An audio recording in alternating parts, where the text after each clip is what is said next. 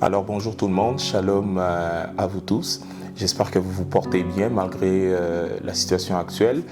Je me suis senti un peu plus interpellé, puis je me suis dit finalement je vais faire une vidéo pour essayer un peu de parler vraiment en peu de temps sur la situation que nous courons actuellement.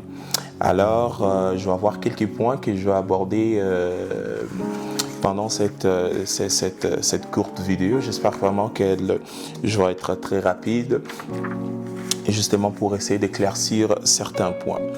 Alors je vais aborder deux aspects. Le premier aspect, ça va être un aspect un peu plus social, un aspect où ça va être vraiment la vie qui nous touche et qui touche un peu tout le monde, monsieur, madame, tout le monde. Puis en deuxième volet, je vais parler de cet aspect qui touche plus les chrétiens, les personnes qui ont donné leur vie à Jésus-Christ. Comment est-ce que nous devrions vivre ces moments où nous traversons actuellement un peu partout dans le monde? Alors, je vais tout de suite nous dire quelque chose, c'est que j'aimerais vraiment beaucoup plus inviter tout le monde, toutes les personnes qui depuis un moment se sont mis à tourner des vidéos, à partager des messages via les médias sociaux, les tout et tout. J'aimerais vraiment beaucoup, avec tout le respect que je dois à tous ces mondes-là, nous demander un peu d'essayer de contrôler cette propagation des messages. Je pense que c'est vraiment un deuxième virus que nous avons créé. Parce que vous savez quoi? C'est que cette situation, elle est vraiment réelle. Et croyez-moi, cette situation touche et affecte beaucoup les familles. Et que moi, personnellement, à tous les jours, j'écoute les infos. Nous essayons de prendre des nouvelles par rapport à l'évolution de cette situation. Puis, croyez-moi, ça vient vraiment créer un sentiment d'inquiétude, un sentiment d'effrayeur.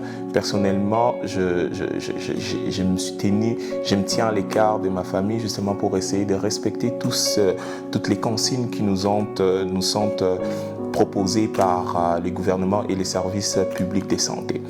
Alors, je vous inviterai vraiment beaucoup plus à essayer de calmer un peu.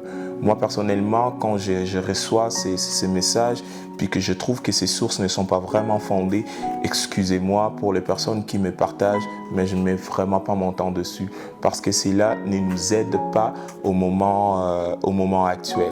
Donc, cela qui est vraiment de l'information qui n'est pas fondée.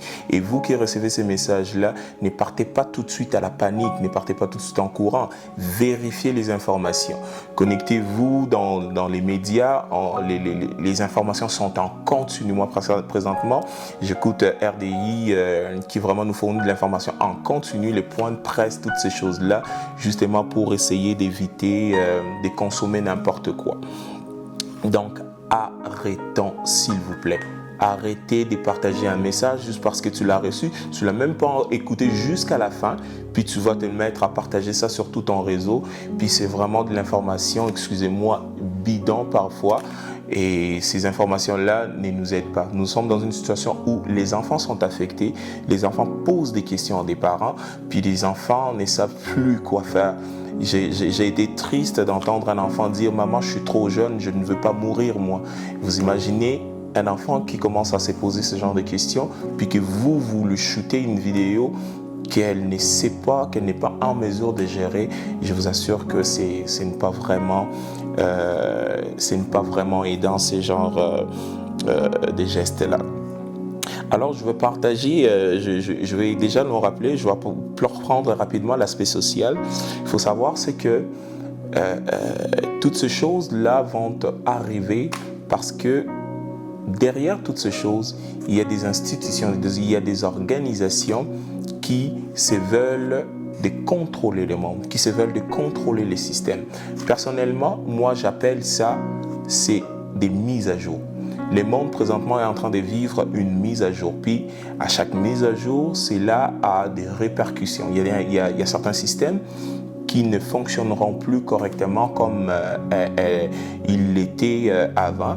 Puis il y a d'autres systèmes qui vont prendre vie, qui vont s'installer, qui doivent s'installer. Vous pour les personnes qui sont un peu plus techniques en informatique ou qui utilisent des systèmes technologiques, il y a des systèmes qui ont existé, puis des systèmes qui sont remplacés. Puis vous savez, à chaque remplacement de ce système-là, c'est là prendre de l'adaptation, des sacrifices, des choses qui doivent être faites pour que ces nouvelles choses-là s'installent. Moi, je vais aller vraiment avec des faits connus et je vais essayer vraiment de vous donner des chiffres, des précisions par rapport à tout ce que je vais vous dire. Déjà, vous vous souviendrez, en 2001, il y a eu les attentats du 11 septembre. Eh bien, cet événement-là est venu bouleverser le monde entier. Le monde entier a connu un grand choc. La bourse a tellement connu de perturbations. Puis, cela est venu affecter l'économie mondiale. On se dira peut-être, oh non, ça s'est juste passé aux États-Unis, mais croyez-moi, cela a affecté vraiment l'économie sur le plan mondial et il y a eu beaucoup de répercussions. Mais malheureusement, après cela, il y a eu de nouveaux systèmes qui se sont installés dans nos finances, dans les banques, dans les secteurs de la sécurité, de la santé, toutes ces choses-là que nous, en tant qu'individus, nous ne nous rendons vraiment pas compte. En tout cas, je ne rentrerai pas trop dans l'aspect politique, mais vous pouvez vous renseigner, toutes les informations sont vraiment sur Internet. Il y a eu l'attentat du 11 septembre 2001. Après ça, quelques années plus tard, il y a eu la crise économique de 2008. Vous imaginez cette crise économique qui a frappé le monde entier. Déjà, dans des pays, je regarde des pays de continent africain ou d'autres continents de l'Amérique du Sud ou en Europe peut-être qui sont un peu moins développés que d'autres, qui ont été dans les chaos. Aujourd'hui, on parle d'un pays comme la Grèce qui ne s'en est pas sorti. Tout récemment, quelqu'un me posait même la question, est-ce que la Grèce existe encore? Mais je vous dirais, elle est restée un point historique, elle est restée une destination touristique, mais financièrement, ces pays-là n'existent plus. La Grèce a combien de fois demandé des aides pour essayer de remonter la pente, mais cela a été très compliqué jusqu'au jour où l'on se parle avec vous. Donc, c'est des situations comme ça qui vont venir bousculer. Et vous imaginez, il y a eu, pendant ces temps-là, un pays comme la Chine qui était fort économiquement. C'était le seul pays mondialement qui était fort et qui a dû prêter de l'argent à des grandes puissances comme les États-Unis, comme d'autres nations, et s'en suivra d'autres. Donc, tout ça juste pour essayer de garder le contrôle, pour essayer de faire voir sa force en quelque sorte. Que moi je suis fort, moi je peux faire ça, moi je peux avoir ça. Et cela ne s'arrête pas là. Il y a eu un autre événement en 2011. Il y a eu les désastres à Fukushima où les centrales nucléaires ont sauté. Cela a sémé la panique et la peur. Donc, vous entendrez un grand pays comme le Japon avec tous les systèmes nucléaires dont il dispose, que si cela devait éclater, ça serait justement le monde entier qui serait rayé du système. Du système solaire, donc ça aurait été très compliqué. Ça a été un événement vraiment très difficile où il y a eu tellement de la peur, il y a eu de la radioactivité, toutes ces choses-là, ça a affecté la nourriture, ça a affecté toutes ces choses-là et ça a été très très compliqué à remonter. Mais très facilement, après un moment, on a oublié. Aujourd'hui, on a parlé d'autres choses. Ça en suivra en 2018, la fameuse Ebola qui a beaucoup plus touché les pays africains, mais qu'en Europe, il y en a eu quelques-uns qui sont décédés parce qu'ils ont été en voyage dans un coin de l'Afrique ou dans un coin où l'épidémie de l'Ebola était vraiment en activité. Fait que ça a été très compliqué, là. Vous imaginez des pays qui ont des systèmes de santé vraiment très mal au point. ça a été très compliqué. Ces pays-là ont dû faire recours à des organisations mondiales justement pour essayer d'avoir de l'aide, de l'aide financière, des équipements, toutes ces choses-là, en médecine, en traitement. Fait que ça a été de surendettement, si je peux même employer les mots. Fait que ça a été très compliqué et plusieurs pays sont dans les chaos. Ils ont des budgets virtuellement fantaisistes juste pour essayer de rester ou d'être un pays. Mais si on étudie vraiment tout ce qu'il y a en arrière, c'est vraiment rien et zéro. Puis, à part ça, il y a eu aussi, entre 2018 et 2019 aussi, cette fameuse réaction due au réchauffement climatique. Quoique, le monde n'aurait plus de quoi se nourrir et tout. Vous imaginez, nous avons entendu des gens de discours, quoique, ne faites même plus des enfants parce que la terre n'aura plus de quoi se nourrir pendant un moment. Bien aimé, on vient juste limiter notre vie parce que quelqu'un a décidé de sortir un discours, une organisation s'est décidée de nous donner une ligne directrice, puis que nous devrions se soumettre à toutes ces choses-là, chose qui est vraiment très difficile et que nous avons vraiment eu de la difficulté à nous en sortir. Et maintenant, aujourd'hui, nous avons cette épidémie qui est devenue une pandémie de la coronavirus. Fait que je vous dis, là, c'est vraiment une situation très triste, une situation où le monde a perdu le contrôle. Présentement, je suis au Canada, dans la ville de Québec. Nous avons vu des épiceries qui manquent de stock. Il y a des rangées où, quand vous passez là, il n'y a plus rien. Les mondes sont confinés chez eux, les mondes ont peur de sortir, les mondes sont dans une situation maintenant de panique. C'est parti vraiment de la négligence à la panique. Et moi, je pense que cette panique-là est juste venue alimenter encore cette crise qui règne dans notre société. D'où, d'entre des jeux, j'ai demandé vraiment à toutes ces personnes-là qui vont partager, qui vont essayer juste de nourrir un autre virus, des peurs, vraiment d'arrêter s'il vous plaît. Avant de partager une vidéo, vérifie la source et vérifie vraiment si ces informations-là tiennent la route. Sinon, ne le faites pas, s'il vous plaît. Ne le faites pas parce que cela ne nous aide pas.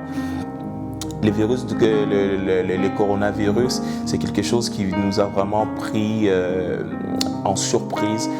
On s'y attendait le moins. On s'est dit que 2020 serait une année de résolution, une année où nous devrions faire des choses, où nous devrions avancer dans certains secteurs de nos vies. Mais malheureusement, toutes les activités sont paralysées pour le moment. Les écoles, les universités, les projets, les emplois. Il y a certains maintenant qui se retrouvent au chômage. Bien, mes chers amis, c'est très difficile. Le système mondial est paralysé à cause de ces fameux virus qui nous grugent un peu la vie présentement. Et malheureusement, il y a de plus en plus de mesures qui sont prises qui vont restreindre vraiment notre vie communautaire, notre vie sociale. Et c'est vraiment des choses qui sont très difficiles. Alors, moi, l'appel que je nous lance cet après-midi, c'est que d'abord, nous devons être conscients. Nous devons être conscients que ce virus est réel, que les gens en souffrent, les gens en meurent. Respectons les consignes qui nous sont adressées par les autorités.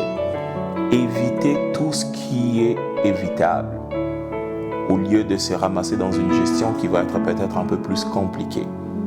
Faites les choses avec prudence. Lavez-vous les mains, faites en tout cas tout ce qui est recommandé. Mais seulement, ne cédons pas à la peur. N'alimentons pas la peur. Parce que ça, c'est quelque chose qui va nous détruire et qui va même détruire les générations à venir.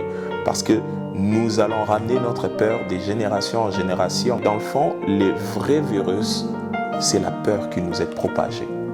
Et la peur se propage tellement rapidement Et je suis sûr que les nombres de mutations ou la mutation par seconde là, est plus grande que la mutation ou l'imitation du coronavirus.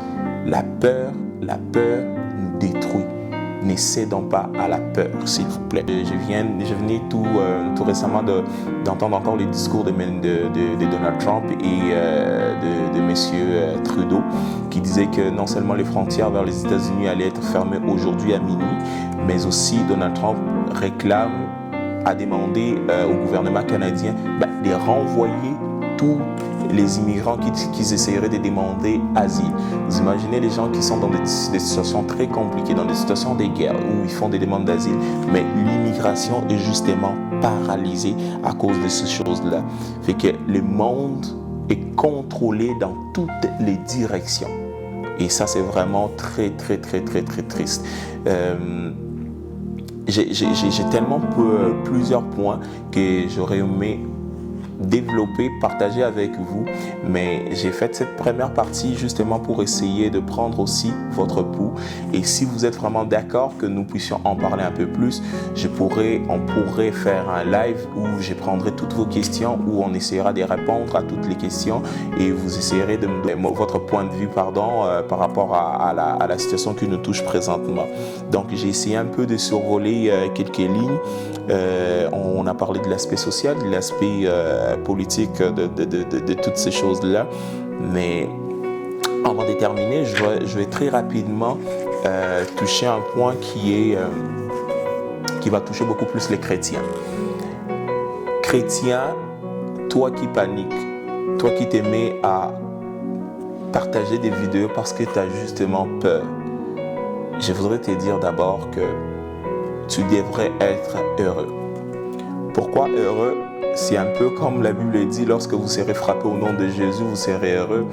Mais moi je te dis, nous devons être heureux parce que nous devrions nous rendre compte que nous avons un Dieu qui est vivant.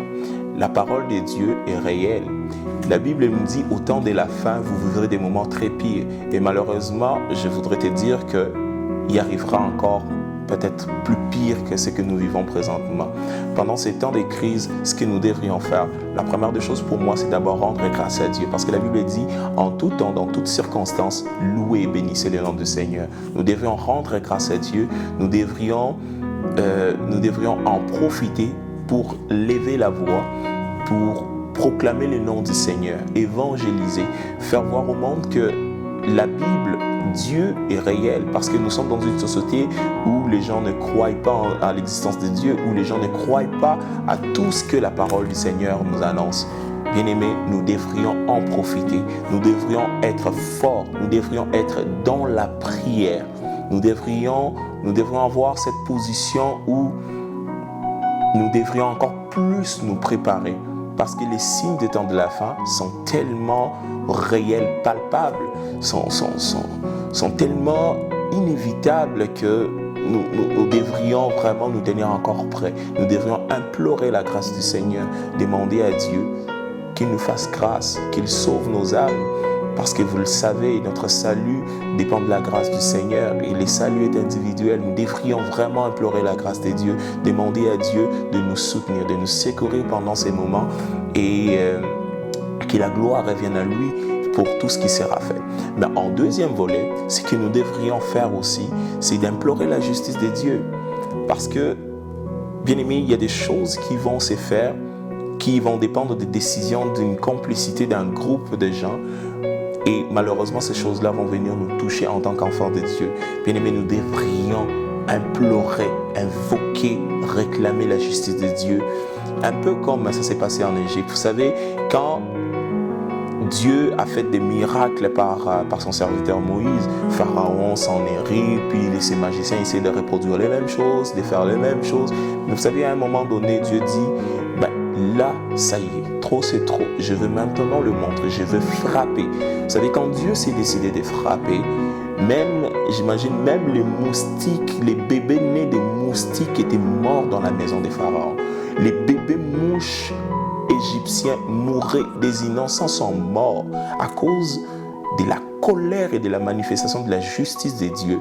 Et ce qui a pu sauver son peuple, c'était le sang de l'agneau qui était répandu sur les linteaux de la maison. Nous devrons invoquer le sang de l'agneau, répandre le sang de l'agneau sur nos cœurs, sur nos maisons, sur nos vies sociales et sur notre avenir. Parce que notre avenir ne dépend que de Dieu. Notre avenir ne dépend pas de la situation ou des décisions, de choix d'une personne X ou Y.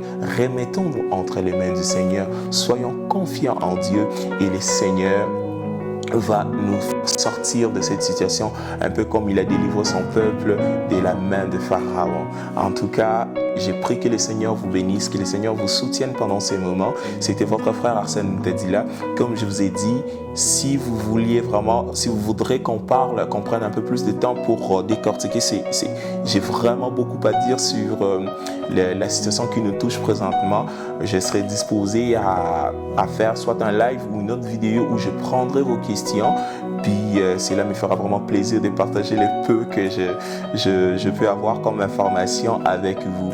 Mais d'ici là, portez-vous bien, soyez dans la joie, demeurez dans la prière, dans la présence de Dieu et que Dieu vous bénisse.